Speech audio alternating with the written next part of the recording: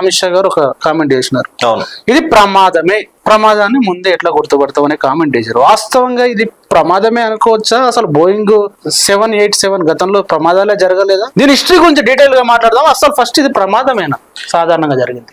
ఇప్పుడు జరిగిన విషయాన్ని పక్కదారి పట్టించడం కోసం మోడీ, అమిత్ షా, ఈ విమానయాన శాఖ మంత్రి నాయుడు వీళ్ళందరూ తీవ్ర ప్రయత్నం చేస్తున్నారు. వాస్తవాలు ఒక సంఘటన జరిగితే, వైఫల్యం జరిగితే అది ప్రజలకు చెప్పాల్సిన అవసరం ఉంది, బాధ్యత కూడా ఉంది. ప్రమాదాన్ని ఎవరు ఆపలేరంటే ప్రభుత్వం ఉంది. ఏంటి ఇదేమన్నా ప్రకృతి వైపరీత్యాల గురించి కూడా ముందస్తుగా మనం తెలుసుకుంటున్నాం. సునామీ వస్తే కూడా ముందు తెలుస్తుంది మనకి. కానీ ఒక ప్రమాదానికి సంబంధించిన విషయం అది ఎలా జరిగింది అనేది ఇప్పుడు విచారణలో తెలియదు. బట్ ప్రమాదం జరగటానికి ఒక కారణం అంటూ ఉంటది కదా, సాంకేతిక వైఫల్యం. వాస్తవంగా ఒక మిషనరీలో ప్రమాదానికి కారణం ఎప్పుడు సాంకేతిక వైఫల్యమే ఉంటది.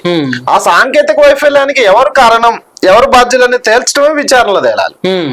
కానీ ఇప్పుడు దాని వైపు కాకుండా ఇది ఒక సహజమైన ఒక యాక్సిడెంట్ గా, ఇది ఎవరు ఆపలేనిది ఒక విషయంగా హోమ్ మినిస్టరే మాట్లాడటం అంటే ఇది చేతులెత్తేసినట్టే ఒక రకంగా ఈ విషయాన్ని పక్కదారి పట్టించడానికి ప్రయత్నం జరుగుతుంది.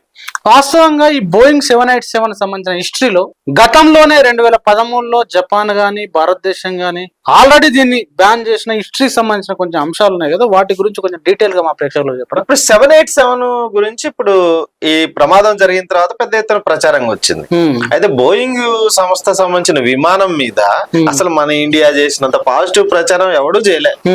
ఈ వేలాది మంది, లక్షలాది మంది, కోట్లాది మంది ప్రయాణికుల్ని ఇది చేర్చిందని, దీనికి ఒక స్పెషాలిటీ ఉందని, ఈ టాటా కంపెనీని లేపటం కోసం, టాటా కంపెనీ ఏదైతే ఎయిర్ ఇండియాని బేస్ చేస్తుందో, ఈ ఎయిర్ ఇండియాకి సంబంధించి టాటా కంపెనీ యొక్క మొత్తం ప్రచారం కోసం గవర్నమెంటే పనిచేసింది వాస్తవంగా.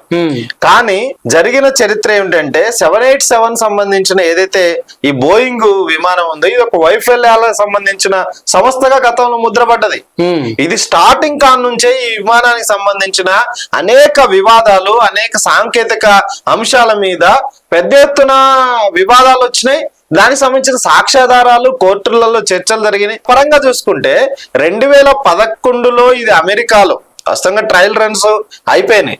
ఆ ట్రయల్ రన్స్ అయిపోయిన తర్వాత జపాన్ లో దీని మీద జపాన్ సంస్థ దీన్ని ట్రయల్స్ వేసిన తర్వాత అఫీషియల్ గా 2011లో ఈ అమెరికా సంబంధించిన కంపెనీ దీన్ని స్టార్ట్ చేసింది. సో అమెరికా నుంచే మొత్తం దేశాలు కొనుగోలు చేసినాయి.